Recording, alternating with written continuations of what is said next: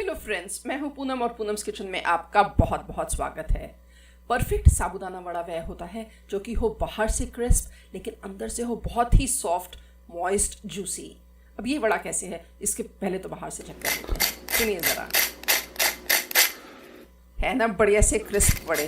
अब इन्हें तलना होता है बिल्कुल सही हीट पर, क्रिस्प बने लेकिन हार्ड ना हो बाहर से, और अंदर से कितने सॉफ्ट हैं यह देख लेते हैं। अब जितने आराम से मैं इस वड़े के टुकड़े कर पा रही हूँ उसी से आपको अंदाज़ा हो जाएगा कि ये वड़ा हार्ड नहीं है। देखिए अंदर से कितना सॉफ्ट है। फ्रेंड्स, अगर आप ध्यान से देखें तो आपको कहीं पर भी अंदर कच्चा साबूदाना नहीं दिखाई देगा। जैसे वो पाउडर वाला होता है, ये बहुत ही वाइट आपको कहीं नहीं दिखाई देगा। फ्रेंड्स, आज के वीडियो में देखेंगे कि किस तरह से बनाए जाएं इस तरह से बाहर से क्रिस्प लेकिन अंदर से सॉफ्ट साबूदाना वड़े, और कुछ एक प्रॉब्लम्स को भी एड्रेस करेंगे। जैसे लोगों को प्रॉब्लम आती है कि वड़ा तेल में बिखर गया, या फिर वड़े ने बहुत ज़्यादा तेल एब्जॉर्ब कर लिया, या फिर वड़ा फ्राई तो बिल्कुल बढ़िया से हो गया लेकिन खाने पर साबूदाना दांतों में चिपक रहा है तो अंदर से चीड़ा हो गया वड़ा। इन सभी प्रॉब्लम्स का सोल्यूशन शेयर करूँगी इस वीडियो में, तो वीडियो को आप एंड तक ज़रूर देखिएगा और इसे ट्राई ज़रूर कीजिएगा। अब बनाते हैं परफेक्ट साबूदाना वड़े। के लिए मैं यहाँ पर ले रही हूँ आधी कटोरी साबूदाना। अब इस साबूदाना को बहुत ही अच्छी तरह से धोना है, 3 से 4 बार। तब तक धोना है जब तक कि जो पानी रह गया है वह बिल्कुल क्लियर ना हो जाए। जो फ्रेंड्स पहली बार साबूदाना इस्तेमाल कर रहे हैं वह मेरे पिछले वीडियो को अगर देखेंगे तो उसमें मैंने बहुत ही डिटेल में बताया है कि साबूदाना को किस तरह से तैयार करना होता है कुकिंग के लिए। और फ्रेंड्स, आपने जिस बर्तन से भी साबूदाना नापा है, जैसे मैंने एक कटोरी ली है, तो आपने सभी चीज़ों को नापने के लिए वही बर्तन इस्तेमाल करना है। साबूदाना धोने के बाद उसे हमने भिगो कर रखना है लगभग 8 से 10 घंटे के लिए। अब हमने जितना साबूदाना लिया होता है उसका 3/4 हिस्सा हमें पानी डालना है भिगोने के लिए। मैंने आधी कटोरी साबूदाना लिया था तो मैंने आधी कटोरी का 3/4 हिस्सा ले लिया है। फ्रेंड्स, यहाँ क्लोजअप में देखिए पानी का लेवल कहाँ आ रहा है। साबूदाना के लेवल से बस थोड़ा सा ही ऊपर, 1/4 इंच ऊपर, इतना पानी आपने डालना है। परफेक्ट साबूदाना वड़ा बनाने के लिए उसको सही से धोना और भिगोना बहुत ज़रूरी है, क्योंकि अगर आपने सही से वॉश नहीं किया साबूदाने को तो उसकी जो एक्स्ट्रा स्टार्च है वह वड़े को अंदर से च्यूई बना सकती है।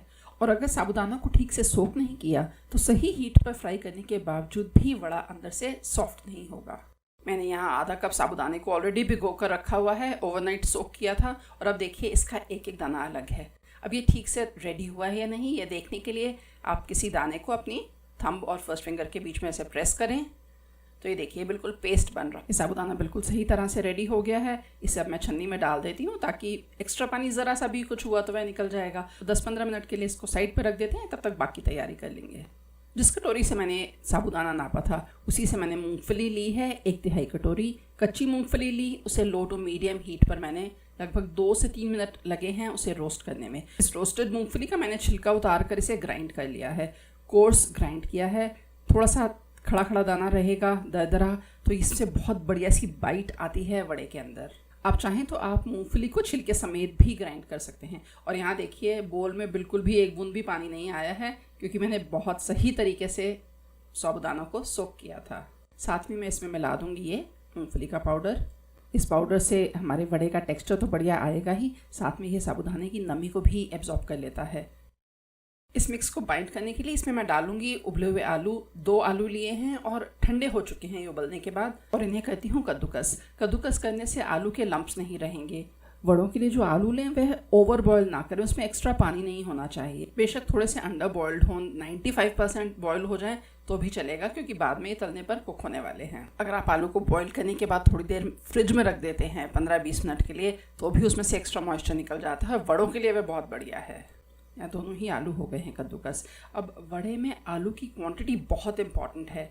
अगर आलू रहा कम तो हमारा वड़ा तेल में बिखर सकता है। तो उसके लिए मैं आपको ये कद्दूकस किया हुआ नाप कर भी दिखा देती हूँ कि कितना आलू मैं ले रही हूँ। ये देखिए, ये तो हो गया 1 कटोरी, और इसके अलावा ये बन गई हमारी आधी कटोरी और। तो समझिए आधा कटोरी साबूदाना लिया था और उसके लिए मैं 1.5 कटोरी उबला हुआ कद्दूकस किया हुआ आलू ले रही हूँ। साथ ही इसमें डालूंगी मैं 3 से 4 बड़े चम्मच कटा हुआ हरा धनिया। ये फ्रेश धनिया से वड़े में फ्लेवर बहुत बढ़िया आता है, लेकिन अगर व्रत के दिनों में बना रहे हैं और आपकी फैमिली में नहीं खाते हैं हरा धनिया तो आप बेशक छोड़ सकते हैं। इसमें डालती हूँ नमक मसाले। नमक डालूंगी 1 छोटे चम्मच से थोड़ा सा कम। अगर व्रत के दिनों में बना रहे हैं तो सेंधा नमक डाल लें। साथ में डाल रही हूँ थोड़ी सी काली मिर्च, 1 छोटा चम्मच चीनी और 1 छोटा चम्मच साबुत जीरा। इसमें मसाले कोई बहुत ज़्यादा नहीं डलते हैं। इसमें डालूंगी 2 छोटा चम्मच अदरक का पेस्ट और 1 छोटा चम्मच हरी मिर्च का पेस्ट। अब चाहें तो पेस्ट की जगह हरी मिर्च को बारीक बारीक काट कर भी डाल सकते हैं। वड़े का मिक्स रेडी करने से पहले मैं यहाँ पर तेल की कढ़ाई भी गैस पर चढ़ा रही हूँ। मिक्स में क्योंकि नमक डला हुआ है तो वह मिक्स को ढीला कर सकता है, इसलिए नमक डालने के बाद हमने हाथ के हाथ ही तल भी लेना है। अब वड़े फॉर्म करने के बाद मैं उसे जिस प्लेट में रखूँगी उसमें मैं हल्का सा तेल लगा कर रखने लगी हूँ प्लेट के ऊपर, ताकि वड़े उसके ऊपर चिपके नहीं। इस मिक्स को बहुत ही अच्छी तरह से मिलाना है कि ये एक डो की तरह बन जाए। अभी कोई आटा नहीं है, हम इसमें कुछ गूंद नहीं रहे हैं, लेकिन इसे इतनी अच्छी तरह से बाइंड कर लेना है, ऐसे उंगलियों के बीच में दबा दबा के। इसमें काफ़ी ज़ोर भी लगेगा। साबूदाना के दाने क्योंकि सॉलिड होते हैं, चाहे सोक किए हुए हैं फिर भी सॉलिड दाने होते हैं, तो इस स्टेज पर थोड़ा सा एफर्ट लगता है, पर आप इसको जितना इस टाइम पर अच्छे से दबा दबा कर मिक्स करेंगे उतना ही आपका डो सही बनेगा। एक बार नमक मसाले अच्छी तरह से मिक्स हो जाए तो आप इस डो को टेस्ट भी कर सकते हैं। इसमें है क्या, उबला हुआ आलू है, साबूदाना जो कि सोक किया हुआ है, तो टेस्ट करने में कोई हर्ज नहीं है। टेस्ट कर लीजिए। अगर आपको नमक मसाले एडजस्ट करने हैं तो आप इस स्टेज पर और डाल सकते हैं। अब जैसे जैसे आप इसको मिक्स करते रहेंगे आपको लगेगा कि ये इसकी जो फैलावट थी वह कम हो गई, कि वॉल्यूम में कम हो गया है। क्योंकि इसके अंदर की जो हवा है वह कम होती जा रही है, सब कुछ आपस में इकट्ठा होता जा रहा है, जुड़ता जा रहा है। लगभग 3 मिनट हुए हैं मुझे इसे मिक्स करते हुए। अब अगर मैं थोड़ा सा मिक्स हाथ में लूँ और उसे शेप देने की कोशिश करूँ तो देखिए ये अपनी शेप होल्ड कर रहा है। बस अब इस सारे को इकट्ठा ही कर लूँगी, तो समझिए 30 सेकेंड्स और, तो 3 से 4 मिनट लग जाते हैं इस मिक्स को बाइंड करने में। यह मिक्स है रेडी। मैं हाथों को कर लूँगी वॉश और फिर बनाते हैं वड़े। वड़े फॉर्म करने से पहले दोनों ही हाथों पर थोड़ा सा तेल लगा लूँगी। स्टार्ची होता है मिक्स, चिपकता है नहीं तो हाथ पर। और इसकी अब जो मैं बॉल्स लेने वाली हूँ वो मैं छोटी छोटी लूँगी, बहुत बड़े बड़े मैं नहीं बनाऊँगी। छोटे रहते हैं तो जब फ्राई होते हैं तो अंदर तक हीट जाती है और थरोली कुक हो जाते हैं। वैसे आप चाहें तो आप अपनी मर्ज़ी से किसी भी साइज़ के बना सकते हैं, कोई भी शेप बना सकते हैं। ऐसे हथेली के बीच में रोल करते हुए बॉल बना रही हूँ, उसके बाद हल्का सा प्रेस कर रही हूँ। और देखिए प्रेस करते टाइम ना हथेलियों के बीच में प्रेस करना है, उंगलियों से प्रेस मत करिएगा। उंगलियों से किया तो उंगलियों के निशान आ जाएंगे और फिर इवन फ्राइंग नहीं होगी। इस बात का खास ध्यान रखिएगा। हथेली के बीच में प्रेस करने के बाद इसे इस तरह से देखिए रोल कर लीजिए, तो उससे होगा क्या कि बाहर का जो भी सरफेस है साइड से वो सारा अच्छे से सील हो जाएगा, स्मूथ हो जाएगा और क्रैक्स नहीं होने चाहिए। अगर कहीं से फट रहा है तो उसे दबा कर इवन कर लें। अगर कोई क्रैक रह गया तो फिर वहीं से तेल अंदर सीप इन कर जाता है तलते टाइम। इन्हें शेप देते वक्त एक चीज़ का और ध्यान रखें कि थिकनेस बराबर रहे पूरे वड़े की ही। ऐसा ना हो कि कहीं से मोटा है कहीं से पतला है, तो फिर इवन फ्राइंग नहीं होगी, तो वह सूख जाएगा। वड़े को हम बहुत ज़्यादा मोटा भी नहीं बनाते हैं, थोड़ा सा पतला ही रहता है ताकि अंदर तक साबूदाना कुक हो जाए। अब इस वड़े में देखिए यहाँ पर क्रैक दिखाई दे रहा है, तो इसे इस तरह से दबाकर बंद करना है। ये बहुत ही इंपॉर्टेंट स्टेप है वड़ा शेप करने का। यहाँ तेल हो गया है गरम। मैंने जब गैस पर कढ़ाई चढ़ाई थी तो मैंने मीडियम पर रखा था, और उसके बाद जब वड़े शेप करने लगी थी तो मैंने मीडियम और हाई के बीच में कर दिया था हीट सेटिंग को, क्योंकि इस रेसिपी के लिए हमें तेल थोड़ा सा तेज़ गरम चाहिए, उबलता हुआ नहीं बट तेज़ गरम। तो अभी पहले मैं एक छोटा सा वड़ा डालकर इसको चेक कर रही हूँ।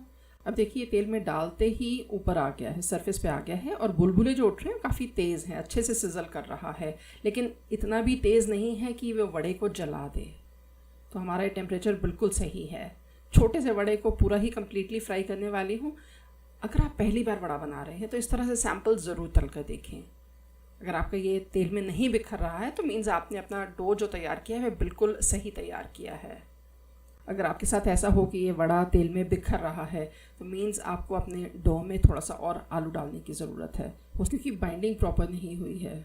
यह भी हो सकता है कि आपके आलू में मॉइस्चर ज़्यादा हो तो उस वजह से ढीला ढीला डो बना है तभी बिखर रहा है। ऐसे में मूंगफली का पाउडर डालकर भी डो को ठीक किया जा सकता है। अगर व्रत के दिनों में बना रहे हैं तो आप व्रत वाला आटा भी डाल सकते हैं, सिंघाड़े का आटा मान लो, या रूटीन में बना रहे हैं अगर रेगुलर डेज़ में तो आप चावल का आटा भी डाल सकते हैं। पर मैं आटा डालना अवॉइड करती हूँ क्योंकि उससे टेस्ट में थोड़ा सा चेंज आ जाता है।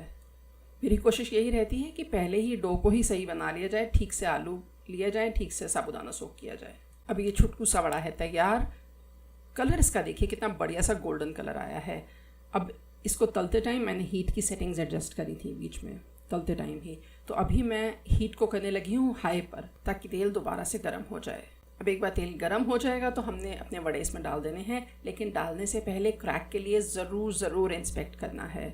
ये वड़े डालती हूँ तलने के लिए तेल में, और सेकंड वड़े डालने से पहले कुछ सेकंड्स का गैप दे देंगे। ऐसा करने से वड़े आपस में चिपकेंगे नहीं। अब मैं इसमें जब वड़े डाल रही हूँ तो मैंने बिल्कुल भी इसे हिलाना नहीं है, स्पैचुला बिल्कुल नहीं चलाना है।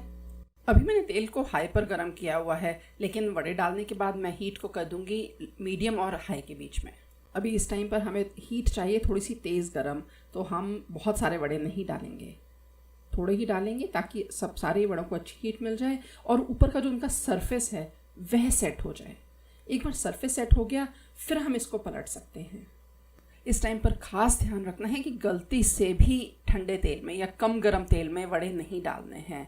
अगर ऐसा किया तो तेल वड़ों के अंदर सीपन कर जाएगा, रिस जाएगा अंदर, और बहुत ही ऑयली हो जाएंगे वड़े। ऑलमोस्ट 1 मिनट हुआ है और अब मैं अगर देखूं तो वड़ों पे थोड़ा सा सरफेस जो है वह फर्म हो गया है, सेट हो गया है। अब मैं इसे पलट सकती हूँ। अभी जब इसमें पलटा लगाएंगे तो फिर थोड़ा सा ध्यान से पलटेंगे, और पलटने के बाद अब मैं हीट को कर दूंगी मीडियम पर, क्योंकि हमें इसे अंदर तक कुक करना है। अगर सारा ही मीडियम और हाई के बीच में किया तो फिर अंदर से कुक नहीं होगा। ऊपर से तो दिखेगा बहुत बढ़िया सा कलर, पर अंदर से अनकुक रह जाएगा। जैसा मैंने शुरू में कहा कि साबूदाना को अच्छे से सोक करना बहुत ज़रूरी है, वह अब काम आता है। जब हीट वड़ों के अंदर तक जाती है तो साबूदाना ने जो पानी सोक किया होता है उसकी बनती है स्टीम, और वह अंदर से साबूदाना को कुक करके सॉलिड वाइट से बिल्कुल ट्रांसपेरेंट कर देती है। उससे हमारा साबूदाना का दाना बनता है सॉफ्ट और जूसी, और उससे हमारा वड़ा भी बनता है अंदर से सॉफ्ट और मॉइस्ट। अगर आपने अच्छे से सोक नहीं किया है, कम टाइम के लिए किया है, तो भी साबूदाना कुक तो हो जाता है हीट से, लेकिन वो टेक्सचर नहीं आता, वो सॉफ्टनेस नहीं आती जो कि अच्छी तरह से सोक करने पर आती है। इन वड़ों को अब मैं दोनों ही तरफ से कर लूँगी अच्छे से गोल्डन फ्राई। ध्यान रखेंगे कि कलर बहुत ज़्यादा डार्क नहीं करना है। अगर बहुत डार्क किया तो फिर क्रस्ट, सब वड़े का क्रस्ट हार्ड हो जाएगा। वड़े जब गोल्डन हो तभी उन्हें आप ऑयल से बाहर निकाल लें, बिल्कुल ऐसे। अभी इस बैच को तलने में टोटल घड़ी देखकर 3.5 मिनट लगे हैं। अब इसमें फर्स्ट बैच को निकाल रही हूँ पेपर टॉवल पर, और सेकंड बैच डालने से पहले हीट को दोबारा से तेज़ कर दूँगी ताकि ऑयल सही टेम्परेचर पर आ जाए। जितनी देर में फर्स्ट बैच फ्राई हुआ है उतनी देर में ही मैंने बाकी वड़ों को भी शेप दे दी है। तो टोटल 12 वड़े बने हैं आधा कप साबूदाना से। ये 8 अनफ्राइड और 4 जो फ्राई हो गए हैं।